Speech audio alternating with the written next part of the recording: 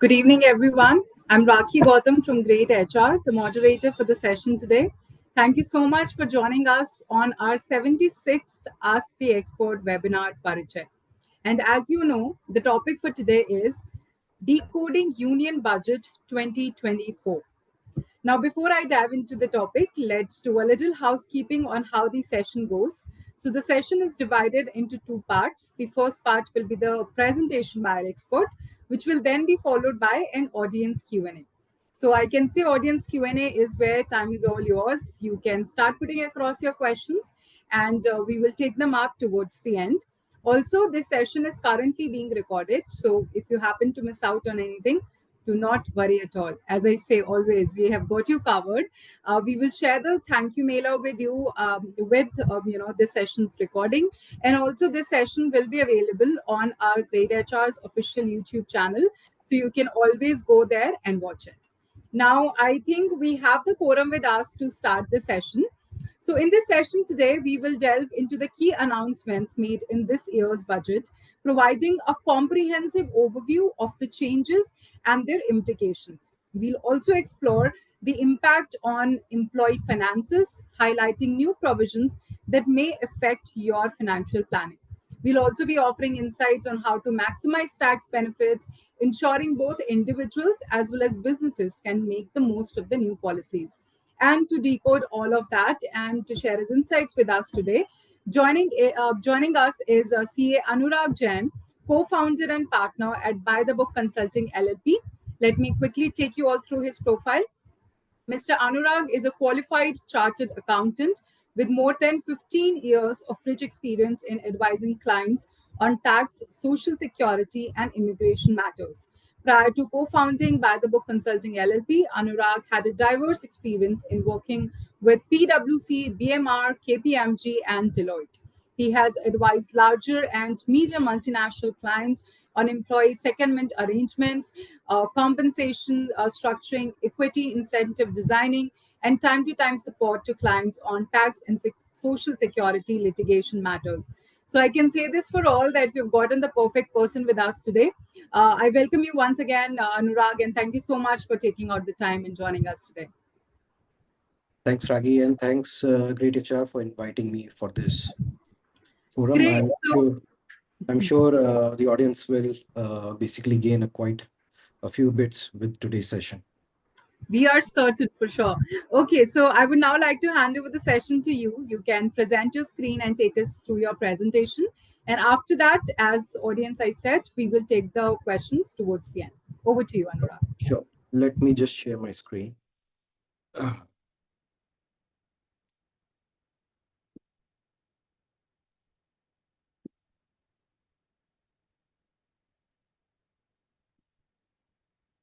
I hope it's visible.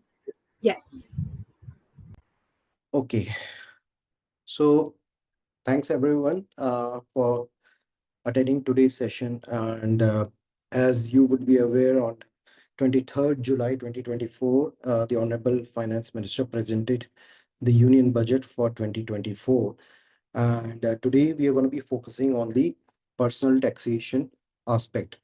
Uh, before every budget, there is a huge amount of expectation that a common man or a salaried individual would be having in terms of whether the government is going to be slashing the interest rates or not, whether the government is going to be coming out with any new benefits or incentives for these salaried individuals.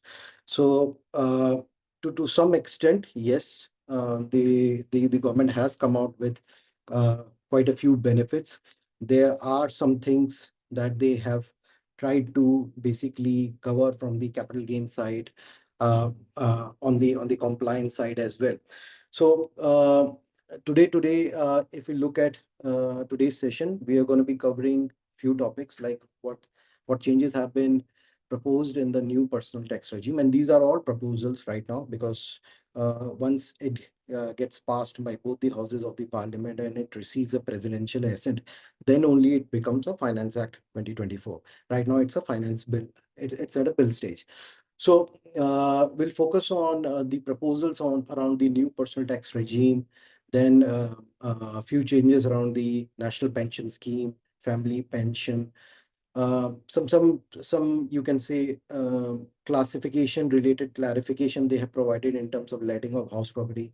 Capital gain taxation, I would say, has gone a good amount of makeover, both in terms of the holding period, in terms of the percentage rates, in terms of the uh, indexation clauses as well. So we're going to spend some time on capital gain taxation aspect as well, because we are seeing a lot of debates in the media around whether it is actually beneficial or not.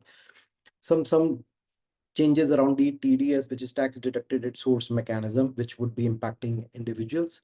There were a few other tax proposals which focuses on aspects like Vivad se Vishwas scheme has now came back in this. You can say it's a Vivad se Vishwas 2.0 kind of a thing, and then some changes around the black money legislation, uh, and something to do with the employers as well. Last but not the least, we would also be covering around what uh, uh, the government is thinking around increasing the employment and what kind of incentives they're going to be coming out. Of course, that those incentives doesn't form part of budget, but this is something that we're going to be expecting from the EPFO as well as the Ministry of Labor and Employment side. So if we have a look at what changes have been proposed, so a new slab structure has been basically proposed. We all know now that new personal income tax regime is a default regime, and it seems the government plan is to make it more and more competitive vis-a-vis the existing regime. So in times to come, we might see a scenario wherein the government would basically say, okay, fine, new regime will be the only regime, and you don't have the option to now go in for the old regime. But that is again something that we'll have to wait and watch in the coming years. So what is the new slab rate look like? So the basic exemption limit continues to remain the same. It is 3 lakhs under the new regime. But what they have done is, if you look at the box that I've highlighted, they have tweaked little bit amount of changes there in the slab structure, wherein earlier the 5% rate of tax used to attract in the income slab of 3 to 6 lakhs. Now they have increased that limit from 6 lakhs to 7 lakhs. So for 5% rate of tax, the slab rate is basically 3 lakhs to 7 lakhs. And earlier, the second, or I would say the third tier structure was focusing on 7 to 9 lakhs. So now that has also been tweaked from 7 lakhs to 10 lakhs. So 10% rate of tax gets attracted, even if your income is around the 10 lakhs limit. Rest remains the same. And one added advantage that they have came out in this year's budget is the standard deduction limits have been increased from 50,000 to 75,000. So for old regime, your standard deduction limits continues to be 50,000, but under the new regime, effective 24-25, the standard deduction will be 75,000. Besides that, no changes have been proposed in respect of the surcharge, education cess, and rebates. So this particular slab is now applicable for 24-25. When your employer would be deducting TDS, they will be taking into account this rates only. Of course, as I was telling you earlier, new personal tax regime is the default regime, but at the same time, employees always have the option to basically go in for the old regime. And for that, a detailed working or a detailed analysis needs to be done by each of the respective employees to see which regime is more beneficial to them. It also depends upon what kind of a benefits you are looking at, what kind of incentives you are getting. um, I also received quite a few questions as to, is there any break even point? What is the limit? uh, so if I give you a very quick sort of like snapshot around it, in case you are not claiming any deductions, and by way of deductions, I'm saying you're not claiming any HRA, you're not claiming any Chapter 6A deductions, you're not investing in sort of like insurance and that sort of things, then at any point of time, the new tax regime is always beneficial to you. Even if you move and say, okay, fine, I'm just taking a deduction under section 80C basket, which is around 1,50,000, then again, the new tax regime is beneficial.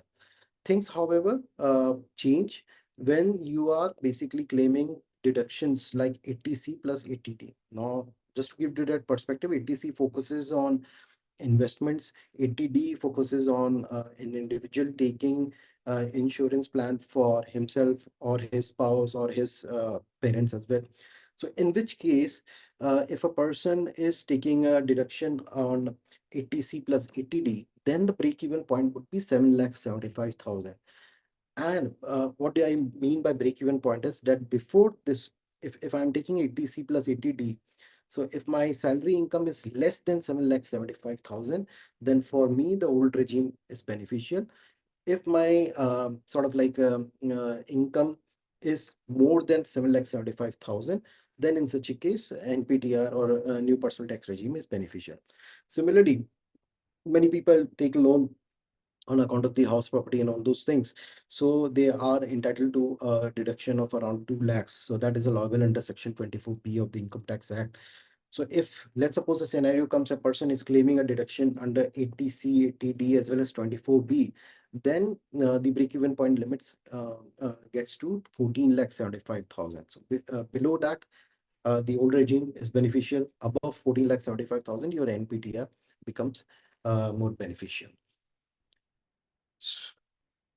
Now, if I move to the second slide.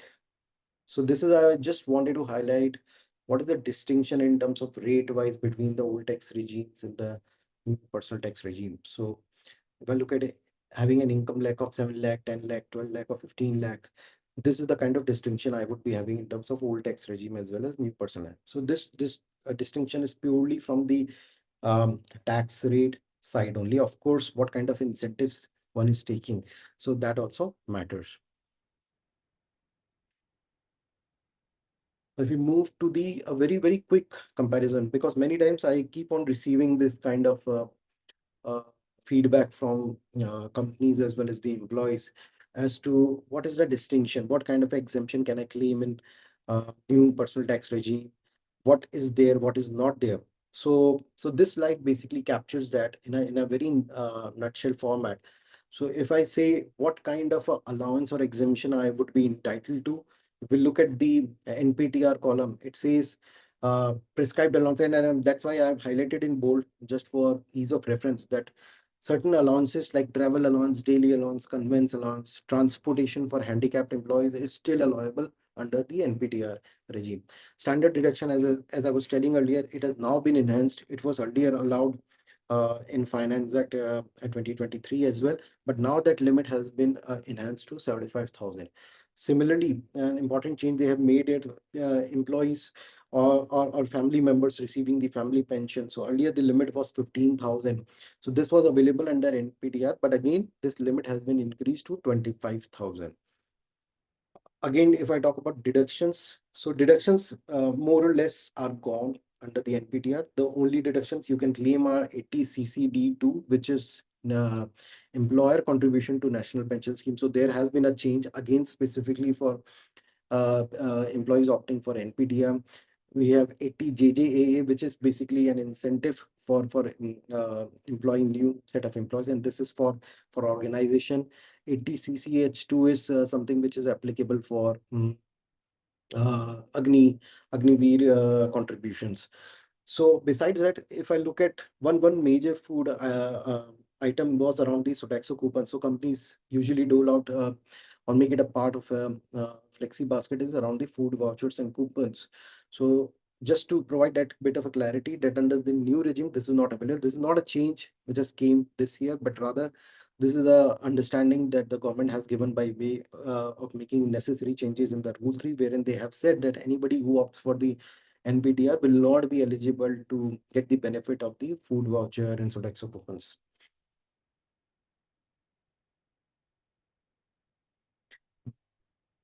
So besides that, if we look at the changes from the National Pension Scheme side, so earlier the government had increased the limit for central and state government employees for the employer contribution to the NPS. This was increased from 10% to 14%. For private sector at that point of time, those limits weren't increased. Now the government has increased that limits for normal employees as well. private sector employees, and that limit has been enhanced from 10% to 14%. But again, this is something that NPTR, the employees who are opting for the NPTR regime will be eligible to get this benefit.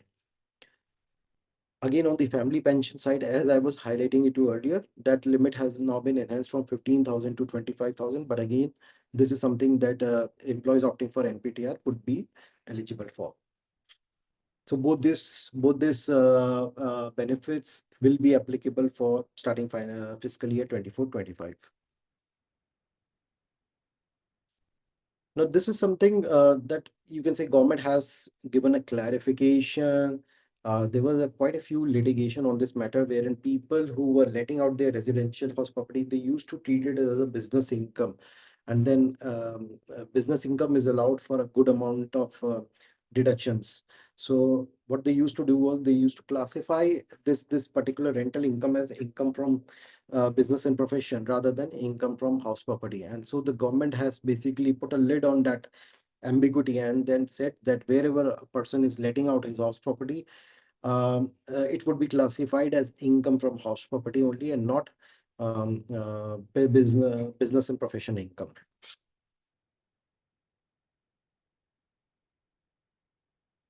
Now, this is where quite a few changes have been carried out or proposed by the government. Capital gain taxation, this entire regime will be undergoing quite a few changes. So just to basically cover what is covered under the existing. So existing, the holding periods used to be 12 months, 24 months, and 36 months. Now the government has tried to simplify this entire capital gain holding period, and now there will be only two holding period, which is 12 months and 24 months. So if one has got a listed securities, the holding period of that will be 12 months. If you have an unlisted securities or other assets, then it will be 24 months. I think this slide basically captures what is the changes in the holding period, what's the change in rates, when indexation will be allowed, when not allowed. But if I look at it from a different perspective, this is where we have basically tabulated what are the changes that has happened in each investment category. So if we talk about the listed security, again, it depends upon whether the securities transaction tax, which has also undergone change, has been paid on that security or not. So wherever STT is paid, there has been no change in terms of the period of the holding, but the short-term capital gain rate has undergone a change. It has increased from 15% to 20%. And again, long-term capital gain has also undergone change. Earlier, the rate was 10% without indexation with the exemption limit of INR 1 lakh. So now that has been increased. That taxation rate of long-term capital gain now stands at 12.5%. But at the same time, the government didn't want it to be very much harsh on long-term capital gain, and they wanted to encourage the people to invest in equity market as well. So with that, the exemption limit has also been increased from 1 lakh to 1,25,000. Wherever those listed securities on which the STT is not paid, the short-term capital gain rates remain the same, but the long-term capital gain has undergone change. You can say it has gone a bit more relaxed because uh, um, if you look at the present regime, it was 20% with indexation or 10% without indexation, whichever is lesser. But right now they have made it standard. They kept it at 12.5% without indexation. Similarly, if one is investing in a listed business trade, the holding period has undergone change. Earlier, it was 3 years. Now it stands at 1 year, and those taxation related changes are happening as well. Similarly, for listed debenture bonds, market-linked debentures and specified mutual funds, now they will be treated as deemed to be short-term only. So the normal tax rate would be applicable. But one thing which has gone and which has raised quite a controversy in that sense is around the people who are basically selling their property. So the holding period continues to remain the same. The short-term rate continues to remain the same. The thing which has undergone change is around the taxation bit. So they have reduced the long-term capital gain rate from 20% to 12.5. But what they say is that 12.5% will be without indexation. So the if you look at prima facie, it might appear okay, it will be advantageous. But just to give that perspective, what is indexation?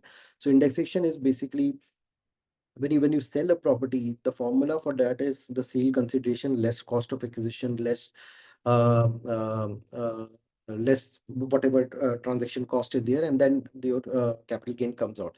If it is a long-term capital asset, then the formula is sale consideration less the indexed cost of acquisition. So the cost of acquisition is basically indexed, and there is a cost inflation index which is basically prescribed by the government. And so what you do is that cost of acquisition is basically beefed up with whatever is the inflationary trends. So your cost of acquisition increases based on the inflationary trends, as a result of which the differentiation, which is your long-term capital gain, gets reduced to that extent. Now, with that indexation gone, the cost of acquisition of the property will continue to remain the same. And this is very true for people who are holding their assets for quite a bit of time. Because earlier, what used to happen was they used to basically work out their indexed cost of acquisition, as a result of which the cost of acquisition or the index version used to be very, very high if we consider the inflationary trends in the economy and the cost inflation index which is prescribed by the government, as a result of which the long-term capital gain used to be reduced to a larger extent. But now that will not happen. uh, will that situation happen always? I would say no. So wherever a person is investing in a immovable property, where which is located in a city, which is seeing a lot of I would say compounded annual growth rate of around 9% to 10%, then in such a case, your sale consideration will also increase to that extent, as a result of which whatever is the tax amount will be more beneficial as compared to the present regime. However, if you are investing in a residential property for a long period of time, but the compounded annual growth rate is nominal. Let's suppose it is 3%, 4%, but the inflation trend is around 5%. Then in such a case, you stand to lose out in that case. So there's no fixed sort of like formula around it, but I would say whenever these transactions are happening, do look at it from that perspective. Again, all is not lost, I would say, because the tax law also prescribes exemption under section 54. So wherever people are having those capital gain income, long-term capital gain, they can invest in another house property and basically invest those capital gains and then get an exemption under section 54. There's section 54 which basically prescribes you to invest in long-term investment instruments like REC bonds and all those bonds as well. So that is also something that can be planned around it.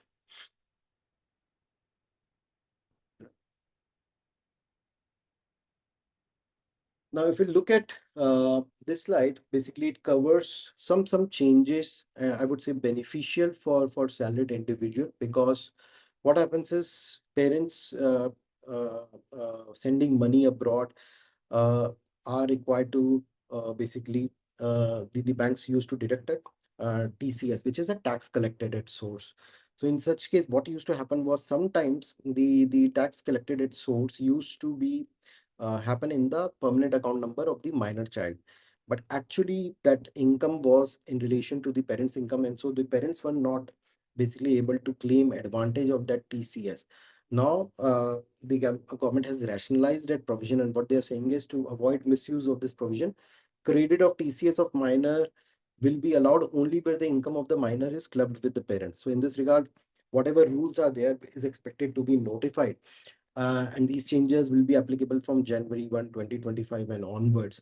So effectively, what will happen wherever TCS has been deducted under the PAN of child, and that income is getting clubbed in the hands of the parent, then they will be entitled to get credit of those TCS at the time of filing the return of income. At the same time, I use the phrase at the time of filing the return of income, but now the credit of any TDS or TCS can be claimed by making suitable declaration with your employer as well. So again, this is very important from the payroll perspective as well, that wherever organizations are receiving those details around the incomes and around the TDS and TCS from their employees, they will be required to factor those details at the time of processing the payroll, as at the time of calculating the taxes as well, to ensure that those taxes are also taken into account, and accordingly the TDS under the salary head is basically accounted for. So both these changes, I would say, is beneficial from the employee's perspective. Similarly, TDS on sale of immovable property, if you recall, Section 194 IA of the Income Tax Act basically provides that wherever a buyer is purchasing a property which is worth more than 50 lakhs, then in such a case, there's a requirement for the buyer to deduct TDS at the rate of 1%. Now, what was happening was, if there are multiple buyers or multiple sellers, then people used to basically see transaction from their own perspective. So let's suppose if it's a 50 lakh worth of property and there are two buyers, then they will say, okay, fine. If I'm paying 25 lakhs, then there is no requirement for us to deduct TDS.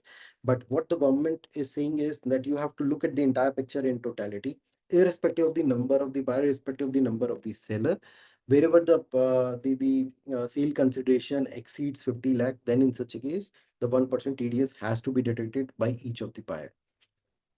Similarly, TCS on notified goods. So right now, if you go and buy any car or motor car exceeding 10 lakhs, then the dealer will basically deduct a TDS at the rate of 1%. Now, government wants to basically keep a track on the buyers who are purchasing luxury, notified luxury goods. What those goods are is something that will be notified by the government. But they are saying that besides those, any notified luxury goods which is purchased by a person which exceeds in a value of 10 lakhs, then in such a case, the seller will be basically collecting TDS. But at the same time, if I see it from that perspective of what I was saying earlier, the TDS will be collected by the seller, but at the same time, you can take a credit of those TCS by basically disclosing the details with your employer organization. They will factor this in, and accordingly, your TDS on salary will be adjusted to that extent.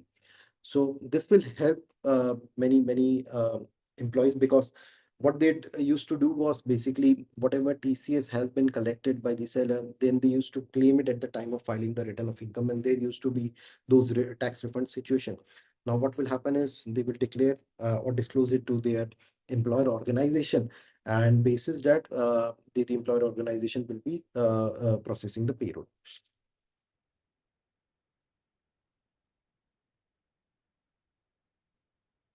So if I look at other miscellaneous proposals, these are some of the proposals. We have focused it more from the individual side as well as the employer organization side as well. So just let's have a quick look at what those proposals are. Of course, whatever queries and whatever questions you might be having, I would be covering it in our Q&A section. Okay.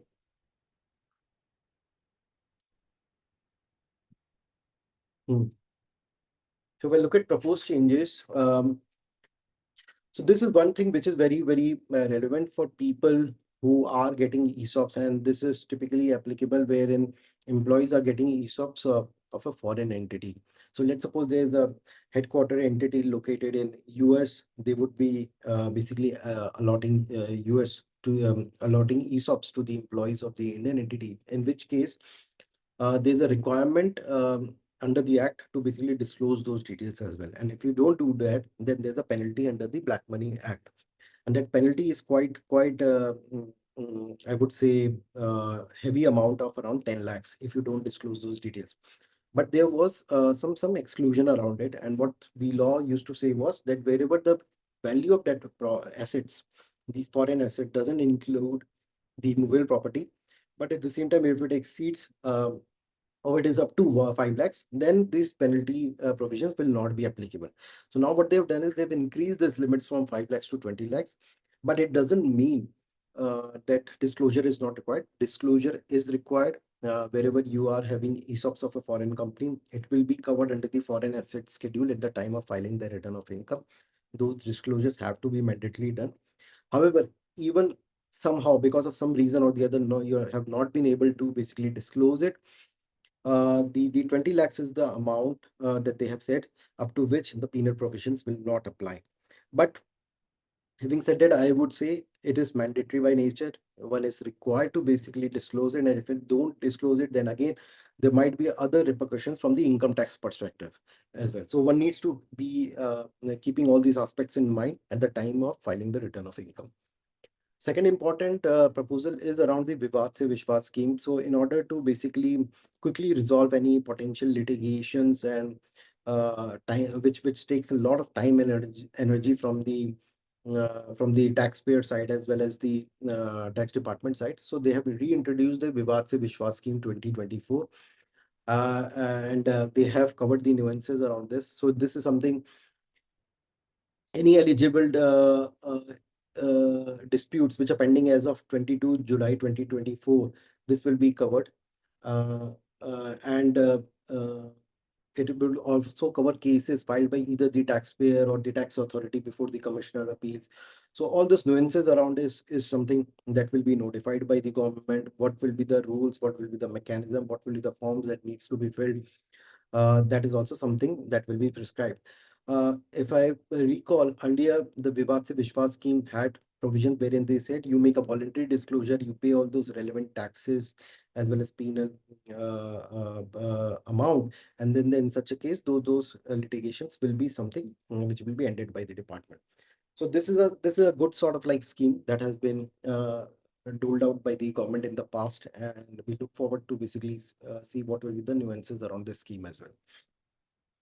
Now, around the TDS, they have tried to basically rationalize the entire provisions around the TDS. So right now, if the employer organization is filing the TDS return, there's no time limit within which they can file the correction return. So what used to happen was, because there is no time limit, organizations were at the liberty to file the corrected statements like 24Q, 26Q, even up after a period of 4 years, 5 years. Now, the government took cognizance of this fact that there's no time limitation around it, and so they have basically tried to rationalize this provision by proposing that there's a 6-year time limit from the end of the financial year within which the TDS correction statements can be filed. So let's suppose if the TDS returns are being filed for the financial year 24-25, so plus 6 years is something within which an organization will be able to file a corrected statement. Beyond that, the correction will not be possible. Similarly, the deadline for filing the revised return or belated return is 3 months before the end of the relevant assessment year. So normally by December 31st is the due date of filing the belated return or revised return. But the date for filing the belated filing of the TDS returns was 1 year from the due date. As a result of which, there was again a mismatch because people used to file their corrected returns by December 31st. But then later on, if any revision is done by the employer, then again there will be a mismatch. So in order to align that, they have come out with a provision that whatever corrections, or rather I would say whatever belated return has to be filed, that can be filed within 1 month from the quarterly returns due date to prevent any sort of like mismatches. Similarly, wherever the tax withheld has not been deposited, there were strict prosecution and penal provisions. So the government has basically proposed to relax those provisions by saying that wherever TDS has been deducted but not deposited, but again, this deposit happens within that respective quarter of filing 24-26Q returns, then in such a case, the penal provision will, or the prosecution implications will not be there. So all in all, a good sort of like you can say provisions rationalization from the TDS and TCS perspective.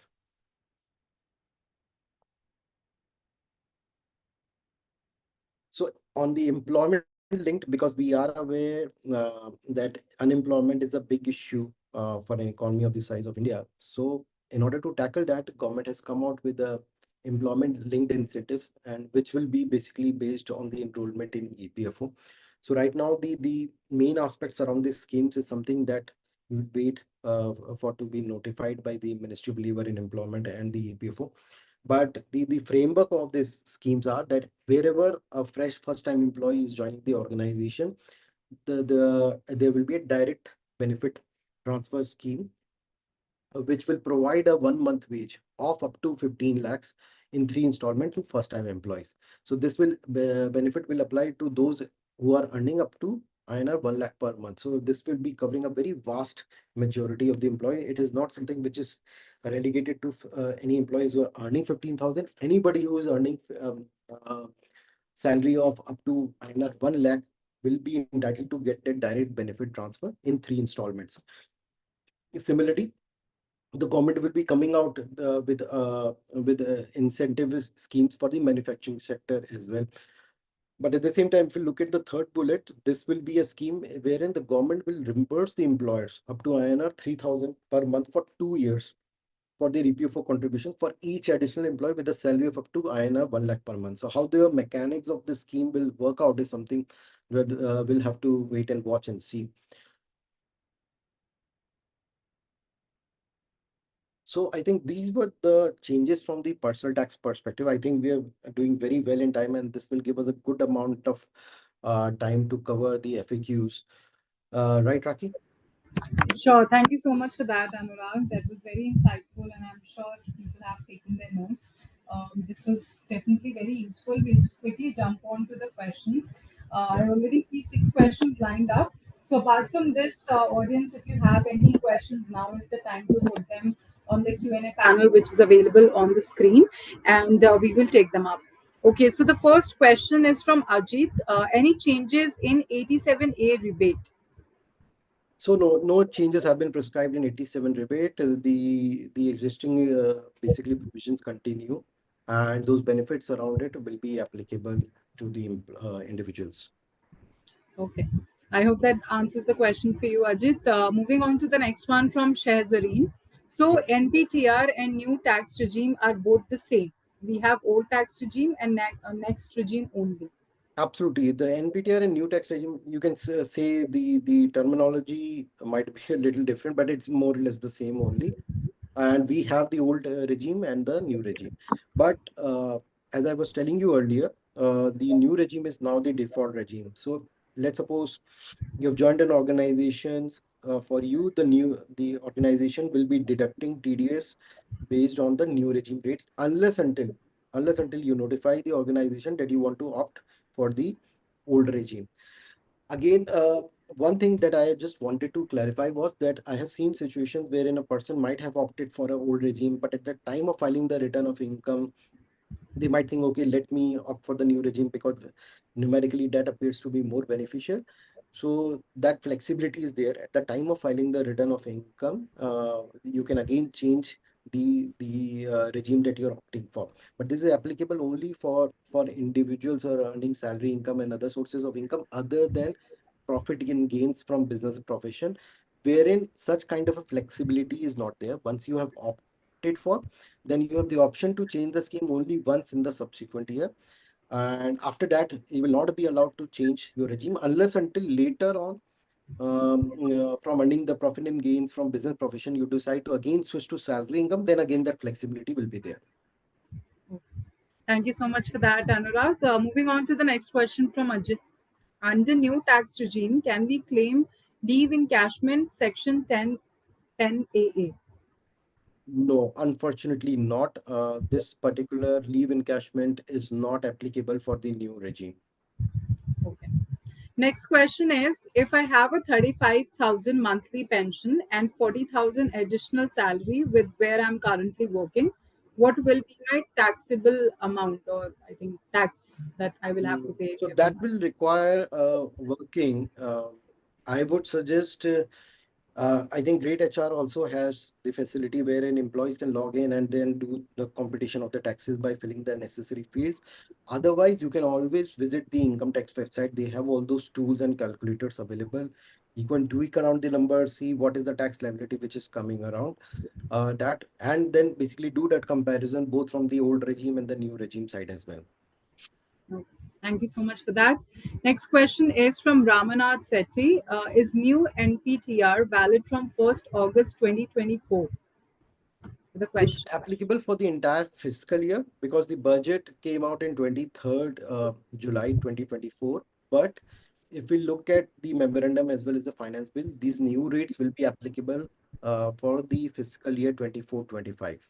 So the NPTR new rates will effectively be applicable from 24-25. Okay. Next question is from Yeshoda. Is the taxable income, if the taxable income is below 5 lakhs in both, no, is the taxable income below 5 lakh in both the regime, no tax applicable, correct? That's a Yeah, statement. Yes. that's a correct, I would say a fair assumption. Yeah. Next question is from Saurav. Can you please explain the indexation under LTCG with an example? I'll share the example with you. I think, Raki, you will have to basically mediate, and I'll do some numerical working, and then you can share it with Saurabh. But what I'm trying to explain here, Saurabh, just to basically give you a very plain perspective. So let's suppose, uh, and I'm giving a very, you can say a very basic example. So let's suppose one has selling a property of 1 CR, and the cost of acquisition of that property was around 50 lakhs. Okay, this is a very plain example. What indexation does is, so let's suppose you bought this property 5 years back. Okay, so 5 years back you bought this property at INR 50 lakhs. You're selling it now for 1 CR. Now let's suppose if I don't do the indexation, which is what the government has now proposed, for me my long-term capital gain will be 50 lakhs. Okay, on 50 lakhs, my capital gain will be working out at a rate of 12.5%. Okay, now let's suppose the proposal wasn't there. It is basically the existing law. Then in such a case, what I would have done was, my sale consideration is 1 CR. My cost of acquisition is 50 lakhs, but my indexed cost of acquisition, let's suppose, comes to 75 lakhs. So what happens is, what is indexation? Indexation means, because I bought this property way back 5 years ago, there's inflation which happens. So that basically increases my cost of acquisition to that extent. And so there is a CII index which is prescribed by the tax authorities every year.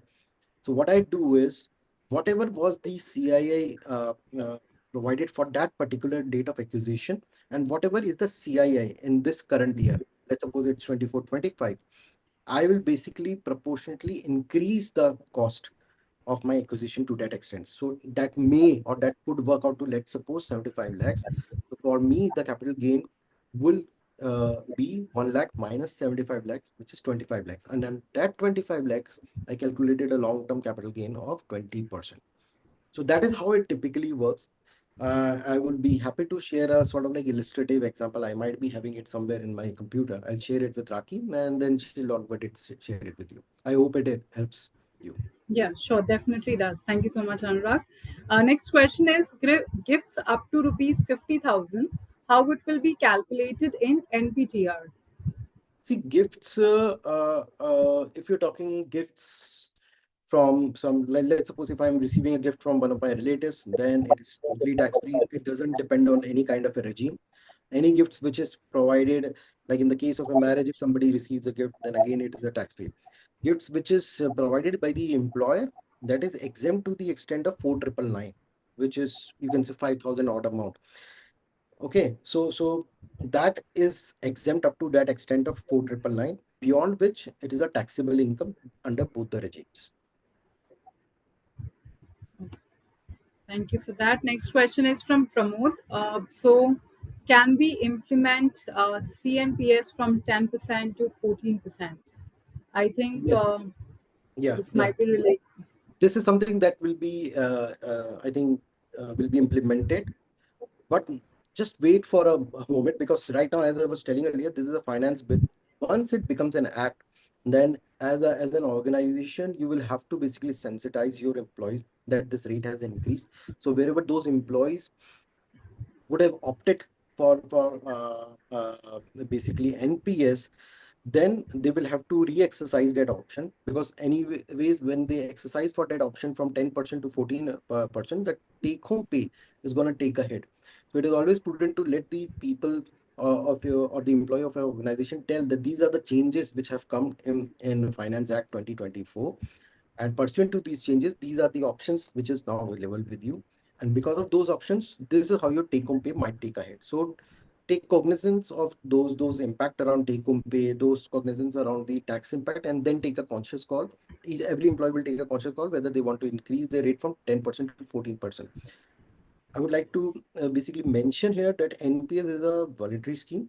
So there's no, you can say, a mandatory rule that employer contribution has to be 14%. It can be to a reduced extent of 10%. Again, it also depends upon the limits or unexhausted flexi basket that is available in your kitty. Thank you for that. Just like a follow up question to this is from Damodar. Effective date for NPS is when? Effective date for NPS is fiscal year 24-25 is the effective date. So once the Finance Act receives the presidential assent, it becomes a law, and then the effective date will be 24-25. Now, how all those arrears and all those will work, that has to be seen from the payroll perspective, and how the payroll software companies will align it in terms of the arrears and all those. So that remains to be seen. Thanks for that. Next question is from Amit Kaur. Employee link incentive is yet to be released by the government, or is it already released? Does that have any employee strength criteria in it? No, Amit, it is yet to be released, because what we normally see is that it was part of finance speech uh, by the finance minister. It was part of that budget speech, and so we will have to wait and see what is the kind of sort of like nuances around the scheme, which will be rolled out by EPFO along with the Ministry of Labor and Employment. Sure. Next question is from Vijay. Hello, Anurag. Those employees who have taken new regime are in a urge to know from when will the 75,000 standard deduction be applicable uh, in grade HR? Is it from the current month itself or from April? Okay, so this is specifically to grade HR. Our team will connect with you, Vijay, on this, and we will get the response for you. Thank you for that. Absolutely. But I would just like to reiterate, don't incorporate any changes right now, because the bill will have to pass the legislative procedure, which is passing both the houses of parliament and then receiving the presidential assent. As of now, yes, from the backend side, the payroll service providers will be working on those modules, but at the same time, they will also release it once the bill becomes the act. Yes, I think like sort of a follow up question of the same, responses there by Pratima as well. What is the effective date of budget changes? So, So it all depends upon the kind of provision, Pratima, because the thing here is, if I look at from the slab rate perspective, NPS and all those perspective, it is applicable for fiscal year 24-25 and onward. But at the same time, there are few select changes for which the government has specifically notified the effective date. Like for TDS, the January 1 date has been prescribed. For some other provisions or changes, October date has been prescribed.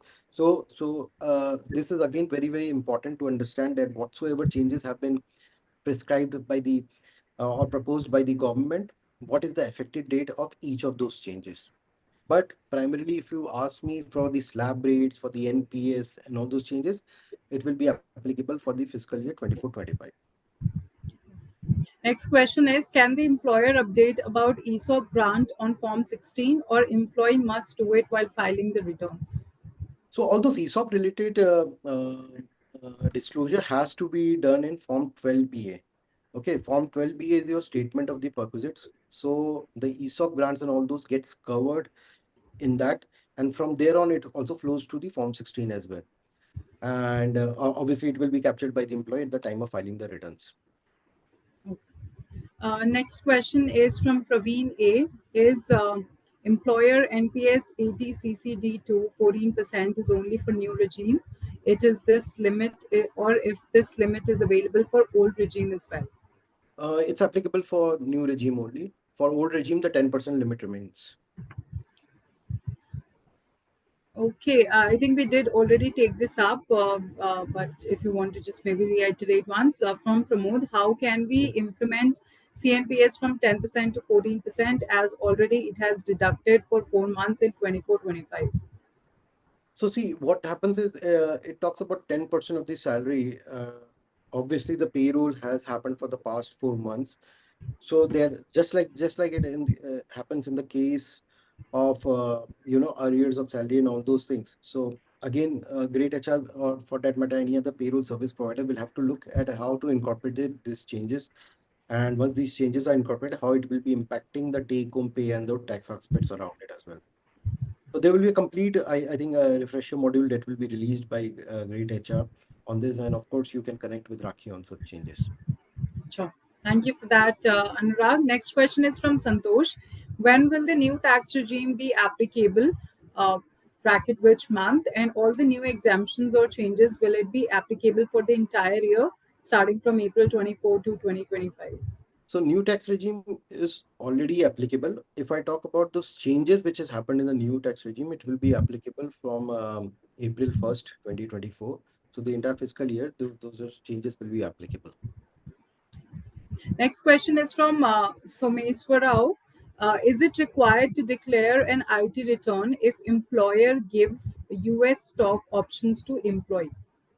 That's a very, very good question, because, and that is where things become a little gray, because these are the stock options which have been provided by the US company to the employees. In most of these cases, that cost is then recharged to the Indian entity. Okay.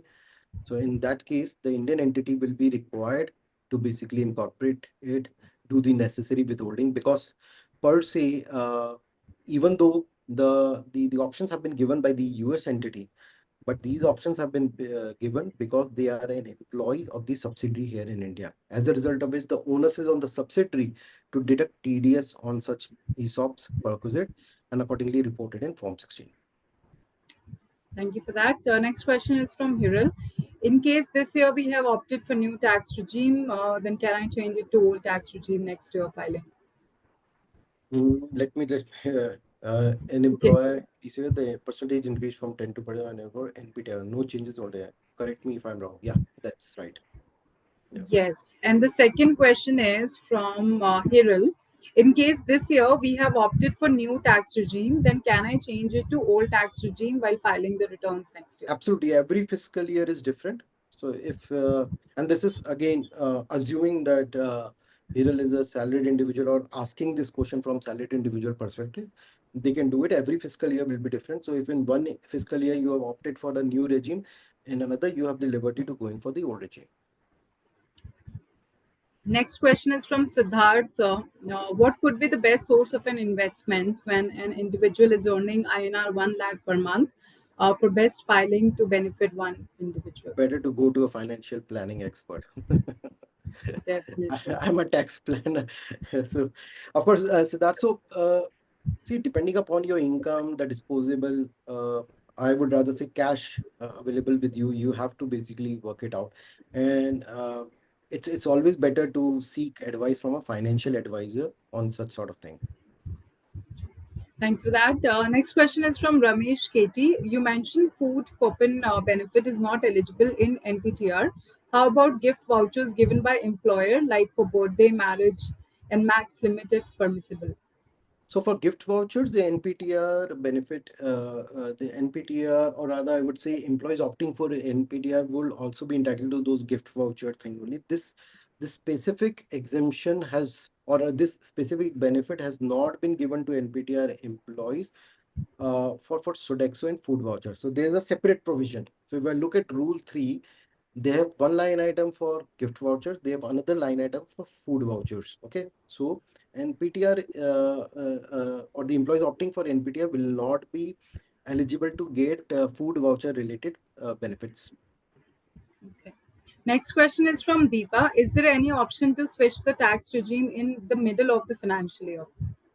See, I would say the general practice by the companies is to make it once in a year, because otherwise the entire payroll cycle goes stops it away. I And even if I see it from the perspective of the tax laws as well, they say the employee has the option to provide which regime they are going to be opting for to their employer. Having said that, all is not lost. If somehow in the middle of the year you realize that the option taken by you is not working out or is not beneficial, at the time of filing the return of income, you can change those options. So let's suppose if you've gone in for simple regime, you can opt for old regime or vice versa as well.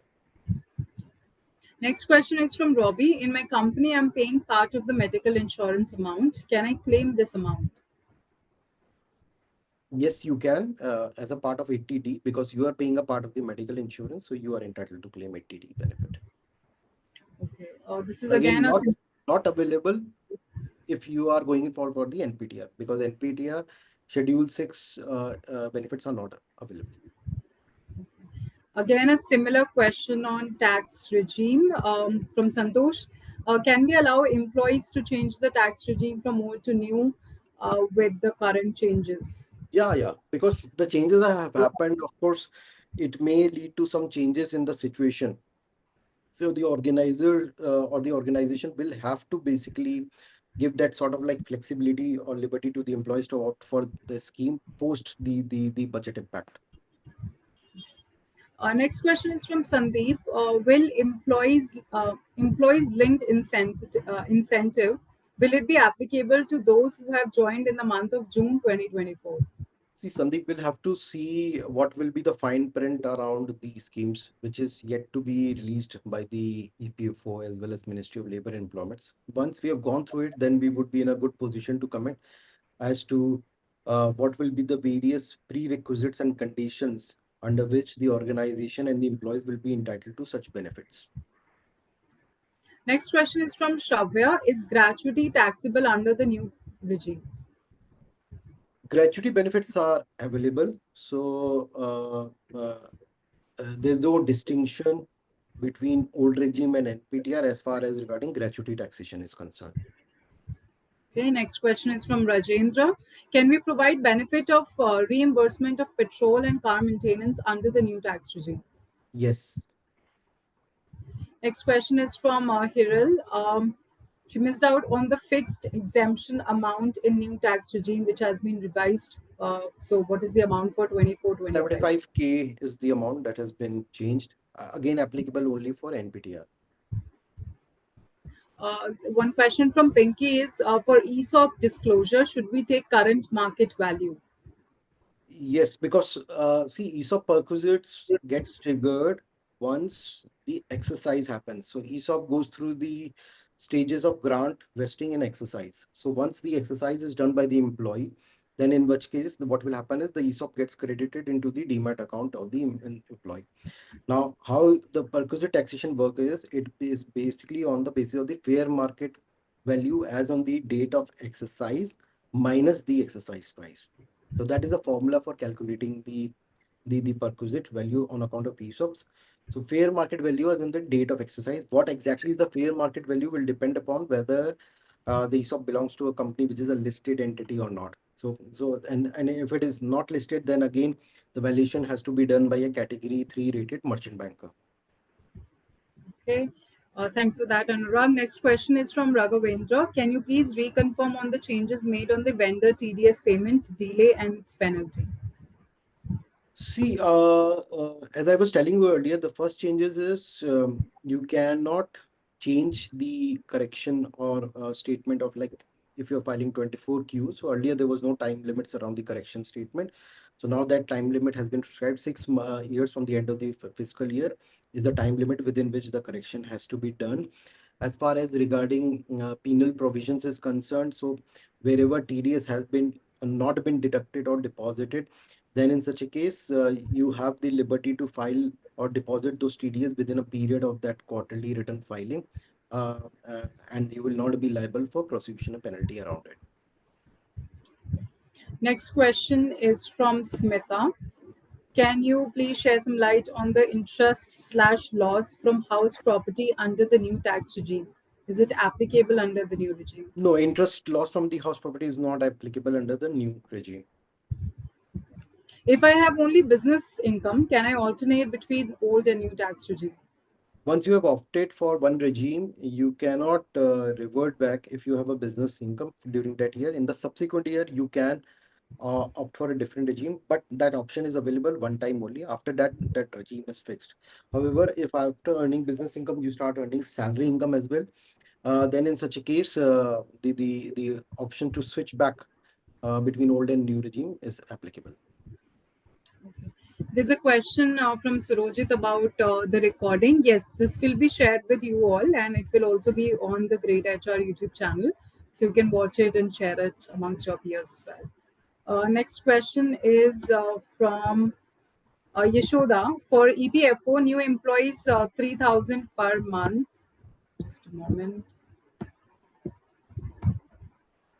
For EPFO, new employee 3,000 per month for employer for 3 years and 15,000 for employee for Hmm. 3 installments. From when is it applicable?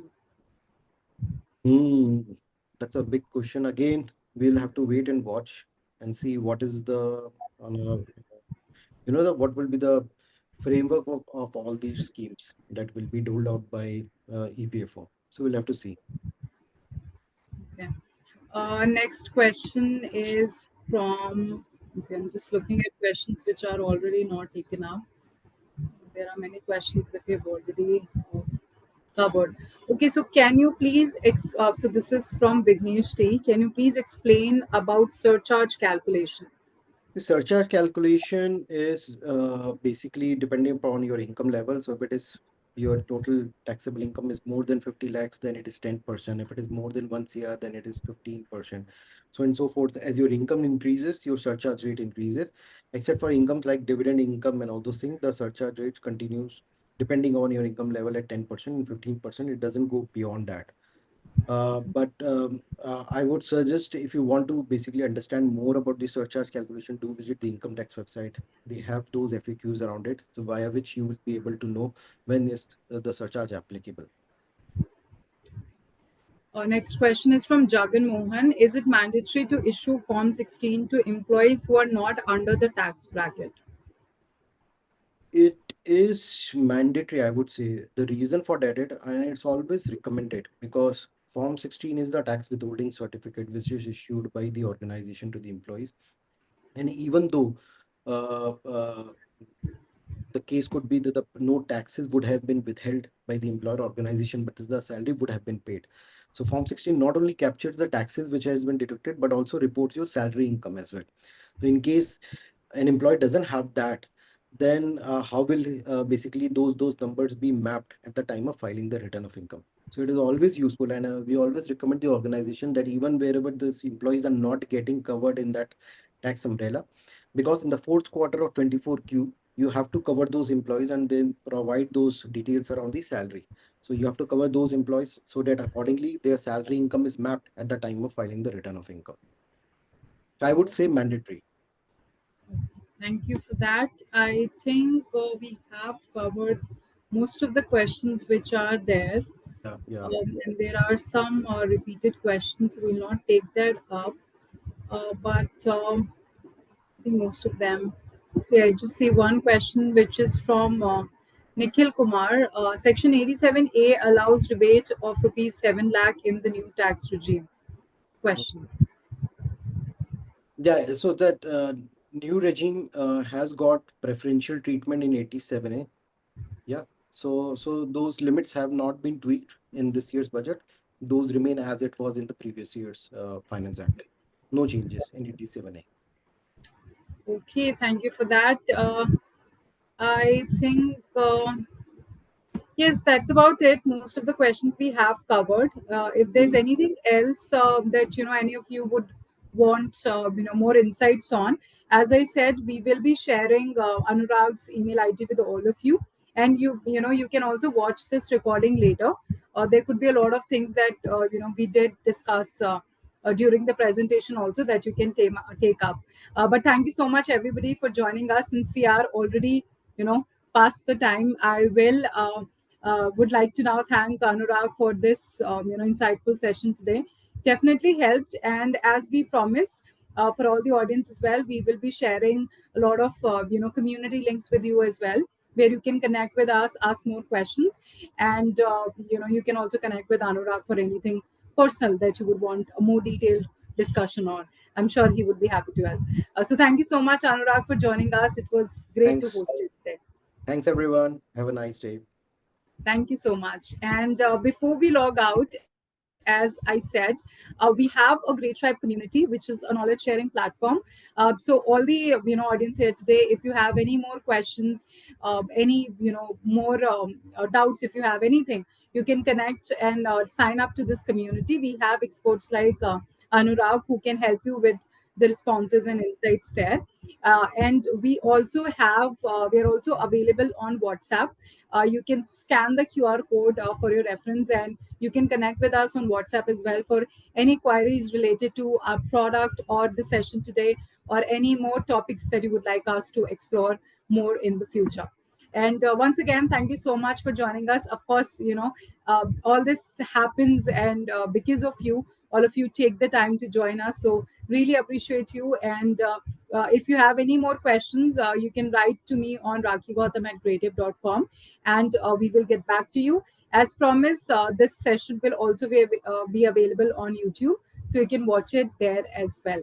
Now, before we log out, I just want to understand some of your feedback as well of the session. So I'm just going to launch a poll now. If you have, just participate in this poll if possible, to help us understand if you found the session helpful, if there are any improvements that we can take.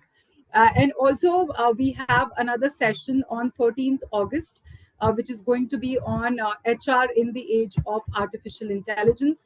I'm going to put the registration link of that session also here, just in case you want to join that session as well. You can register and be there. I have added the registration link on the chat. You all can open that and connect to us there. Thank you so much once again. I think we have 57% of participation on the session. Very good feedback that we have received. Thank you so much, everybody. Let's make that 60% participation to 100% participation if possible. And you can also, register for the upcoming webinar. Okay. I think I'm just going to wait for another 10 seconds and we'll leave end the poll then. Okay, thank you so much, everybody, for participating in the poll too. And we truly hope that you found the session insightful today.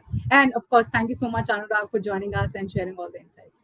Thank you, Thank. everybody. Have a very good evening ahead. Bye, everyone. Bye. Thank you.